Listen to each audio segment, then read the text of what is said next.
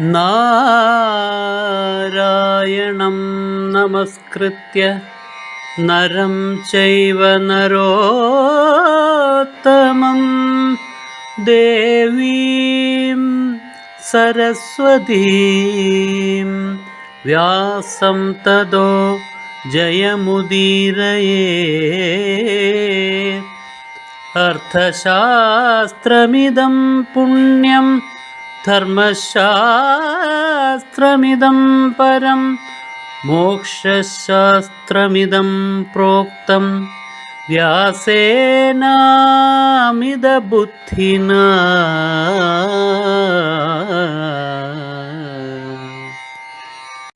സംഭവിക്കാൻ പോകുന്നത് രണ്ടു കൂട്ടർക്കും വലുതായ വിനാശമാണ്.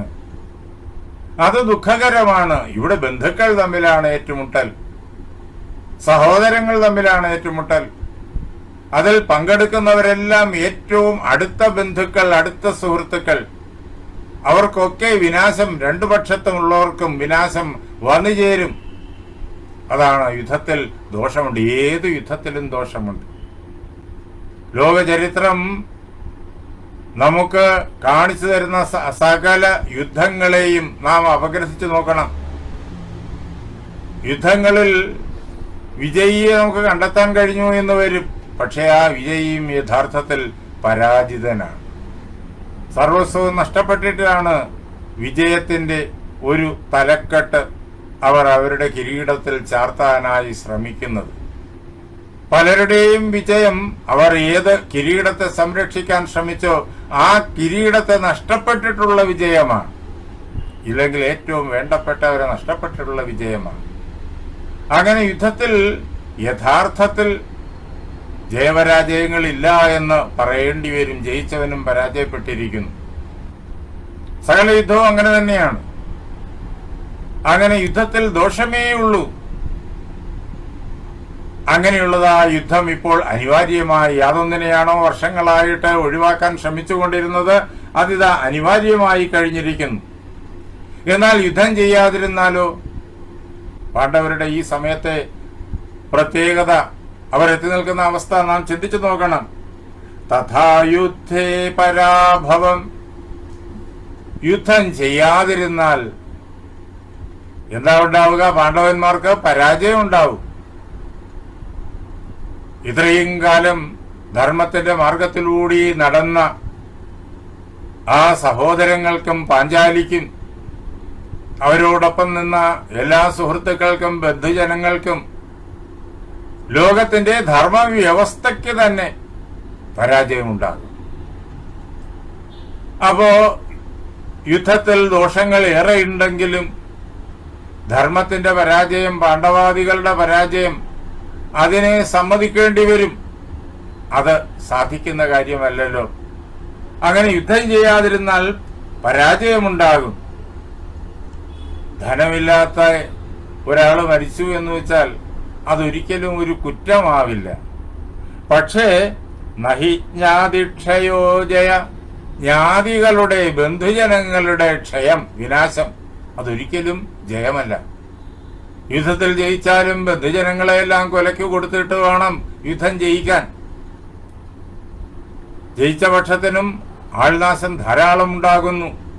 അതെല്ലാം കുന്തി ചിന്തിച്ചു. യുദ്ധത്തിൽ പങ്കെടുക്കുന്ന എല്ലാവരുടെയും മുഖങ്ങൾ, തനിക്ക് നേരിട്ടറിയുന്ന അടുത്ത ബന്ധുക്കളുടെയും സുഹൃത്തുക്കളുടെയും, രണ്ടു പക്ഷത്തുമുള്ള ബന്ധുക്കളുടെയും സുഹൃത്തുക്കളുടെയും എല്ലാ മുഖങ്ങൾ കുന്തി നേരിട്ട് കാണുന്നു. അവരിൽ ആരൊക്കെ അവശേഷിക്കും ചിന്തിക്കാനാവില്ല. എങ്കിലും കുന്തിക്ക് ഒരു കാര്യം ഉറപ്പുണ്ട്. പാണ്ഡവപക്ഷത്ത് കൃഷ്ണനുണ്ട്. കൃഷ്ണനുള്ളത് കൊണ്ട് വിജയവുമുണ്ട് എന്നുള്ള കാര്യത്തിൽ കുന്തിക്ക് ഉറപ്പുണ്ട്. പക്ഷേ അങ്ങനെ ജയിച്ചാൽ പോലും അത് ഒരിക്കലും പൂർണ്ണമായ ജയമല്ല. നമ്മൾ നേരത്തെ ചിന്തിച്ചു. ലോക ചരിത്രം മുഴുവൻ നോക്കിയാൽ നാം കാണുന്ന യാഥാർത്ഥ്യം, ഒരിക്കലും ബന്ധുജനങ്ങൾ കൊല്ലപ്പെടുന്നത് ജയമാകില്ല. അതിന് ജയമായിട്ട് കണക്കാക്കാനാവില്ല. മഹാഭാരത യുദ്ധം, 18 അക്ഷൗഹിണികൾ പങ്കെടുത്ത യുദ്ധം, ആ യുദ്ധം കഴിഞ്ഞ് അവശേഷിച്ചത് എത്ര പേരാണ്? ആകെ 10 പേര്. പാണ്ഡവപക്ഷത്തിൽ 7 പേര്. പാണ്ഡവന്മാർ 5 പേരും, കൃഷ്ണനും സാത്യകി. അങ്ങനെ 7 പേര്. കൗരവപക്ഷത്തില് 3 പേര്, അശ്വത്ഥാമാവും അതേപോലെ കൃപരും കൃതവർമാവും. ആ 3 പേരും ഓടിക്കളഞ്ഞു. കാരണം പാണ്ഡവന്മാരെ അഭിമുഖീകരിക്കാൻ അവർ 3 പേരും വിചാരിച്ചാൽ സാധ്യമല്ല. അതുകൊണ്ട് അവർ ജീവരക്ഷയ്ക്ക് വേണ്ടി ഓടിക്കളഞ്ഞു. അതിൽ അശ്വത്ഥാമാവിനെ പാണ്ഡവന്മാർ പിടികൂടുകയും ചെയ്തു. ആ സന്ദർഭങ്ങളിലേക്കെല്ലാം നാം പിന്നീട് കടന്നു ചെല്ലും. കേട്ടുകൊണ്ടിരിക്കുന്ന ആളുകളിൽ അധികം പേർക്കും അതെല്ലാം നന്നായി അറിയുകയും ചെയ്യാം. ഇതെല്ലാം വീണ്ടും ഭഗവത്ഗീതയുടെ തത്വ രഹസ്യങ്ങളുടെ ദൃഷ്ടാന്തമെന്നുള്ള നിലയിൽ എല്ലാവരുടെയും ഹൃദയത്തിന് മുന്നിലേക്ക് കൊണ്ടുവരിക എന്നുള്ള പ്രയത്നമാണ് ഇവിടെ ഈ ഗീതാഭാരത ചർച്ചാ ക്ലാസ്സിൽ നടന്നുകൊണ്ടിരിക്കുന്നത്. ഇങ്ങനെ ചിന്തിക്കുന്ന കുന്തി ദുഃഖത്തിന്റെ പരിധിയില്ലാത്ത കടലിലേക്ക് എറിയപ്പെട്ട അവസ്ഥയിലായി തീർന്നു. കുന്തി 2 കൂട്ടരുടെയും ബല ദൗർബല്യാദികളെ കുറിച്ച് ചിന്തിച്ചു. എന്നിട്ട് കുന്തി വിചാരിക്കുകയാണ്, കൗരവപക്ഷത്ത് ആരൊക്കെയാണുള്ളത്? ഈ ലോകം കണ്ടിട്ടുള്ള വൻ വിലാളികളിൽ പ്രമുഖന്മാരെല്ലാം കൗരവപക്ഷത്തുണ്ട്. അവർക്ക് പാണ്ഡവരോടുള്ളതായ സമീപനം എന്തായിരിക്കും? പിതാമഹ ശാന്തനവ ആചാര്യയുധാമ്പതി. കൗരവപക്ഷത്തുള്ള പ്രമുഖർ ഈ 3 പേരാണ്. ഒന്ന് പിതാമഹൻ, 1ാം സ്ഥാനം അദ്ദേഹത്തിൻ്റെതാണ്. അദ്ദേഹം ശന്തനുവിന്റെ മകനാണ്. അങ്ങനെ ഈ കുടുംബത്തിന്റെ ആഭരണമാണ് രാജ്യം, രാജഭരണാധികാരം വേണ്ട എന്ന് ത്യജിച്ചയാളാണ്. അദ്ദേഹം എത്രയോ യുദ്ധങ്ങളിൽ പങ്കെടുത്തു. എല്ലാത്തിനും അദ്ദേഹം ജയിച്ചിട്ടേ ഉള്ളൂ. ലോകത്തെ 21 വട്ടം ഏകനായി കീഴടക്കിയ, മുഴുവൻ രാജാക്കന്മാരെയും ക്ഷത്രിയന്മാരെയും കീഴടക്കിയ പരശുരാമന്റെ ശിഷ്യനാണ് അദ്ദേഹം. സന്ദർഭവശാൽ നമ്മൾ ആ സന്ദർഭം നേരിട്ട് കണ്ടിട്ടുണ്ട്.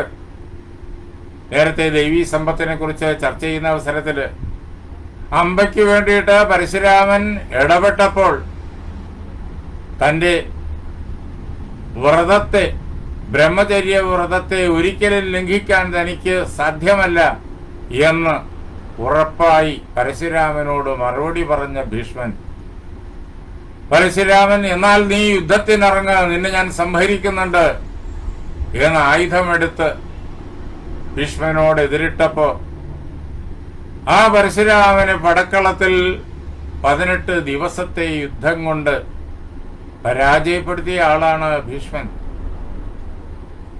അങ്ങനെയുള്ള ശാന്തനുവൻ, അതാണ് ശന്തനുവിന്റെ പുത്രനായിരിക്കുന്ന ഭീഷ്മന്റെ ചരിത്രം അതാണ്.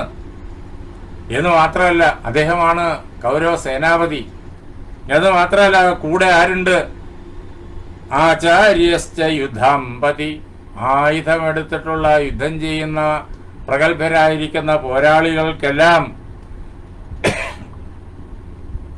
അധീശനായ ദ്രോണാചാര്യർ അദ്ദേഹമുണ്ട് കൗരവപക്ഷത്ത്. എന്ന് മാത്രമല്ല കർണശ്ച ധാർത്തരാഷ്ട്രാർത്ഥം വർദ്ധയന്തി ഭയം മമ. പിന്നെയുള്ളത് കർണനാണ്. ആ കർണൻ തന്റെ പുത്രൻ തന്നെയാണ്. കൗന്ദയനാണ് കർണൻ എന്നുള്ള കാര്യം കർണൻ അറിഞ്ഞിട്ടുള്ളത് കുന്തി തിരിച്ചറിഞ്ഞില്ല, കുന്തി മനസ്സിലാക്കിയിട്ടില്ല. കൃഷ്ണനാണല്ലോ ദൂത് കഴിഞ്ഞ് പോകുമ്പോൾ കർണനോട് ഇക്കാര്യം പറഞ്ഞത്. താൻ രാധേയനാണ് എന്നുള്ള ചിന്തയിൽ നടക്കുന്ന ആ കർണനെ മാത്രമേ കുന്തിക്ക് അറിയുള്ളൂ. ആ കർണൻ ലോകം കണ്ട വില്ലാളികളിൽ മുമ്പനാണ്. ഭീഷ്മന് തുല്യനല്ല, ദ്രോണന് തുല്യനല്ല, ശരിയാണ്. പക്ഷെ അത് കഴിഞ്ഞാൽ പിന്നെ കർണനുണ്ട്. അങ്ങനെയുള്ള ഈ 3 പേരും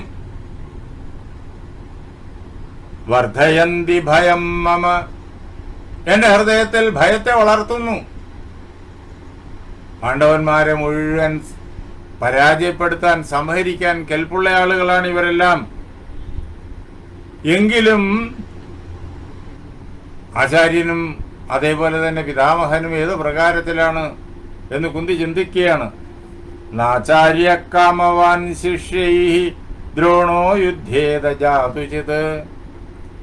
ആചാര്യനായ ദ്രോണൻ അദ്ദേഹം ശിഷ്യന്മാരോട് അങ്ങേയറ്റം വാത്സല്യമുള്ളയാളാണ്. അദ്ദേഹത്തിന് ഏറ്റവും പ്രിയപ്പെട്ട ശിഷ്യൻ അർജുനനാണ്. മറ്റ് 4 പേരും ദ്രോണൻ അതേപോലെ തന്നെ പ്രിയപ്പെട്ടവരാണ്. കൗരവന്മാരോടുമുണ്ട് അതേ പ്രണയം. പക്ഷേ കൗരവന്മാർ കാണിക്കുന്ന വേണ്ടാദിനങ്ങളോട് യോജിക്കാൻ അദ്ദേഹത്തിന് മനസ്സുകൊണ്ടാകുന്നില്ല. എങ്കിലും തന്റെ പുത്രനായ അശ്വത്ഥാമാവിന് കൗരവന്മാരോടുള്ള ആ സുദൃഢമായ മൈത്രി കൊണ്ട് പുത്രനെ സ്നേഹിക്കാൻ വേണ്ടി, പുത്രന് സന്തോഷമുണ്ടാകാൻ വേണ്ടി താൻ കൗരവപക്ഷത്ത് നിൽക്കേണ്ടി വരുന്നു. ഇതാണ് ഓരോരുത്തരും അവരവരുടേതായ ദൗർബല്യത്താലാണ് ഇങ്ങനെ ഓരോ പക്ഷത്ത് താൻ ഇഷ്ടപ്പെട്ടില്ലെങ്കിൽ പോലും പെട്ടുപോകുന്നത്. ധർമ്മത്തിന്റെ മാർഗത്തിൽ എപ്പോഴും നിൽക്കാൻ ആഗ്രഹിക്കുന്ന ദ്രോണൻ പക്ഷേ അധർമ്മങ്ങൾ ഏറ്റുമുട്ടുന്ന കുരുക്ഷേത്രത്തില് അധർമ്മത്തിന്റെ പക്ഷത്ത് നിൽക്കേണ്ടി വരുന്നു. 15 ദിവസം അദ്ദേഹം യുദ്ധം ചെയ്തു അധർമ്മത്തിന് വേണ്ടിയിട്ട്. അതിൽ 5 ദിവസം കൗരവ സേനാപതിയായിട്ടാണ് യുദ്ധം ചെയ്തത്. അദ്ദേഹം സേനാപതിയായതു മുതൽ അദ്ദേഹത്തിന്റെ തന്നെ അനുവാദത്തോടും അദ്ദേഹത്തിന്റെ നേതൃത്വത്തിൽ ധർമ്മവിരുദ്ധമായ കപട യുദ്ധതന്ത്രങ്ങളെല്ലാം കുരുക്ഷേത്രത്തില് അരങ്ങേറുകയും ഒക്കെ ചെയ്തു. അതാണ് അധർമ്മത്തിന്റെ പക്ഷത്തില് പെട്ടുപോയാൽ വളരെയേറെ സമുന്നതമായ മാനസികാവസ്ഥയുള്ള ആളുകൾക്ക് പോലും പറ്റുന്ന ച്യുതി. കുന്തി ചിന്തിച്ചു, ശിഷ്യന്മാരോട് ഏറെ കരുണയുള്ളയാളാണ്, അതുകൊണ്ട് ആചാര്യൻ പാണ്ഡവന്മാരെ സംഹരിക്കില്ല, അതുകൊണ്ട് ആചാര്യനിൽ നിന്നിട്ട് ഭയം വേണ്ട. പിന്നെയോ പാണ്ഡവേഷു കഥം ഹാർദം കുര്യാന്നച പിതാമഹനാണെങ്കിൽ പാണ്ഡവന്മാരോട് ഏറെ സ്നേഹമുള്ളയാള്. അദ്ദേഹം ആ സ്നേഹത്തെ തള്ളിക്കളയോ ഇല്ല, അവരോട് വിരോധം പ്രവർത്തിക്കുമോ ഇല്ല. അദ്ദേഹത്തിന് അവരെ വാത്സല്യത്തോടുകൂടി പടക്കളത്തിലും കാണാനേ പറ്റൂ. അതുകൊണ്ട് അദ്ദേഹത്തിൽ നിന്നിട്ടും പാണ്ഡവന്മാർക്ക് ഒരിക്കലും ഭയമുണ്ടാവില്ല, വിനാശം ഉണ്ടാവില്ല. പക്ഷേ വിനാശം വരുത്താൻ കരുത്തനായിട്ടൊരാളുണ്ട്. അതാണ് 3ാമത് പേര് പറഞ്ഞയാൾ കർണൻ. അത് വേറെ ആരുമല്ല, തന്റെ പുത്രൻ തന്നെയാണ്.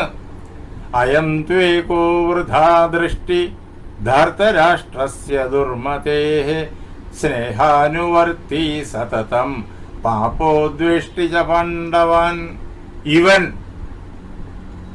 അവൻ ദുർബുദ്ധിയായിരിക്കുന്ന ധാർത്തരാഷ്ട്രന്മാരുടെ ചങ്ങാത്തവുമായി നടക്കുകയാണ്.